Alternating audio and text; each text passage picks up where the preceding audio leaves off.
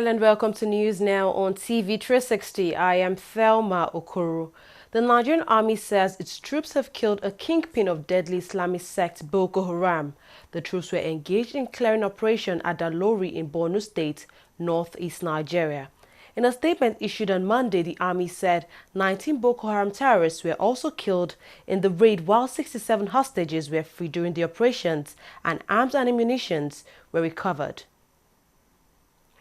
Germany has pledged its support for Nigeria's ongoing war against Islamic sect Boko Haram.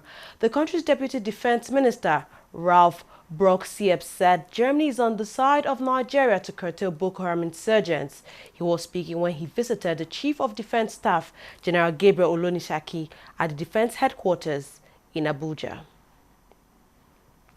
Nigeria President Muhammadu Buhari says his government would provide Nigerians with 10,000 megawatts within 3 years. Speaking at the opening session of the National Economic Council retreat in Abuja, Buhari said his administration would add 2,000 megawatts to the current output before the end of the year. He, however, noted that his government was facing the problem of privatization before it could put an end to power shortages. Nigeria's favorite talking point and butt of jokes is the power situation in our country. But ladies and gentlemen, it's no longer a laughing matter. We must, and by the grace of God, we will put things right. In the 3 years left for this administration, we have given ourselves the target of 10,000 megawatts distributable power. In 2016 alone, we intend to add 2,000 megawatts to the national grid. This sector has been privatized, but has yet to show any improvement in the quality of service. In our determination to change, we must and will, inshallah, put a stop to power shortages. The president also highlighted the need for Nigeria to focus more on the agricultural sector as the country seeks to rebuild its economy from its worst crisis in years. He encouraged the Federal Ministry of Agriculture to carry the public along when creating new initiatives which would benefit the agricultural sector. First of all, we need to carry the public with us for any new initiatives. Accordingly, the Federal Ministry of Agriculture, in collaboration with the states, should convene early meetings of stakeholders and identify issues with a view to addressing them. Inform the public in all print and electronic media on government efforts to increase local food production to dampen escalating food prices. Banks should be land open to substantially increase their lending to the agricultural sector. States should increase their financial support through community groups. The appropriate approach should be through leaders of community groups, such as farmers' cooperatives. Provision of feeder roads by state governments to enable more effective evacuation of produce to markets and processing factories. Nigeria's Vice President Yemi Osinbajo has urged state governors to be self-dependent rather than rely on the federal government for its source of revenue. The Vice President, while speaking at the opening session of the National Economic Council retreat in Abuja, said governors should look for more creative ways, such as diversifying into agriculture, to generate more revenues for their states. So what exactly will work? What if oil prices fall even lower and we are getting 50% less from FAC than we collected the last month? What if your state were a country without oil or other natural resources? How would you cope? Diversification of revenue earning sources is clearly the most obvious solution, especially the promotion of exports. And there has been a lot of talk about this, but how? Take agriculture. How do we ensure self-sustenance in rice, oil palm, or wheat, which are significant drains on our foreign reserves? How can a state maximize the export potential in agriculture and solid minerals. How about tax revenues? What are the best practices in efficient collection of taxes? How about reducing the cost of governance? What are the best policies? Governor of Benue State Samuel Otom has blamed foreigners for the massacre of hundreds of people in Agatu community of his state. The governor says the unsecured nature of Nigerian borders is responsible for the influx of foreigners into the country. He said these foreigners were from Mali, Senegal, and also from Ghana. He advocated for the use of ranches in the country as a long-term solution in the case in most Asian and European countries, though he admitted that it would need a whole lot of advocacy and training. Over 500 people have been killed in Agatu community as security forces deploy troops to the community. A federal high court in Yenagoa has granted bail to the man accused of abducting and marrying a 14-year-old child, Ese Oruru. The man, identified as Yunusa Dahiru, was granted bail on Monday for the sum of 3 million naira with two shorties who must provide the like sum. The judge, Justice H.A. Nganjiwa, also ordered that the shorties must be residents of Yenagoa, while one must be a civil servant of not less than level 12. Justice Nganjiwa also demanded the accused be remanded in prison until his bail conditions are fulfilled. The case has now been adjourned till April 17th. Nigerian singer No More Loss has died. The singer, whose real name is Olumuyiwa Oshinuga, passed away on Monday in the city of Lagos, southwest Nigeria. No More Loss had been battling with an unknown illness since January 2016. Known for his hit tracks Iyawo Asiko and Let Them Say, No More Loss broke into the music scene in 2002 when he featured in Rugged Man's classic song, Ehe. He survived by his wife and a child. The Independent National Electoral Commission, INEC, has suspended the rerun elections in Rivers State. The election had been marred by violence, snatching of ballot boxes, diversion of officials and materials, among others. A statement by INEC's Director of Voter Education and Publicity, Oluwole Osaze Uzi, said the commission had decided to suspend the election due to the flaws that had been noted. He said the election will be suspended until the commission receives a comprehensive report from its field officials and monitors. Still on the Rivers election, police in the state have confirmed the death of 4 persons during the rerun elections.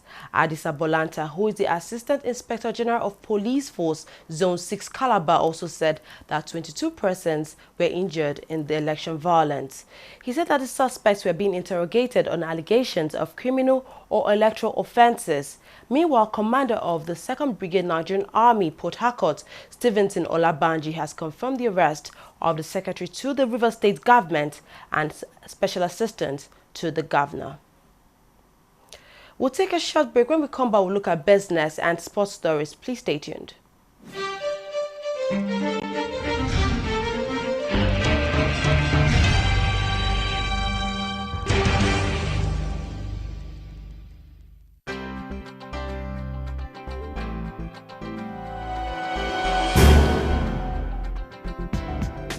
Hello, you're welcome. You're watching the Funny White Man Show, which is the biggest, the brightest, and the most entertaining show in Africa. Funny white man, for this way you talk, it's too much. Give me 5,000 man that you. It's too much. So you get it like, Messi move along the street. Ah, yeah, Messi like that, I'm going girl. You know, my own people. Actually, yeah, fine, it's fun. I enjoy it, and I'm one of those very few. I'm forever taking it personal. I will listen 160 million Nigerians are corrupt. How? My brother, I'm looking for you. Yeah, but it's a growth, and this is the time to build business and know the pitfalls and know what to do and what not to do. But there are months where you get business and months. You know how we do, how we tell you. We do the way you do.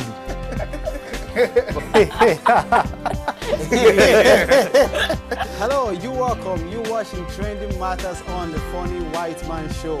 Of course, they will bring you trending issues just to entertain and tickle your fancy.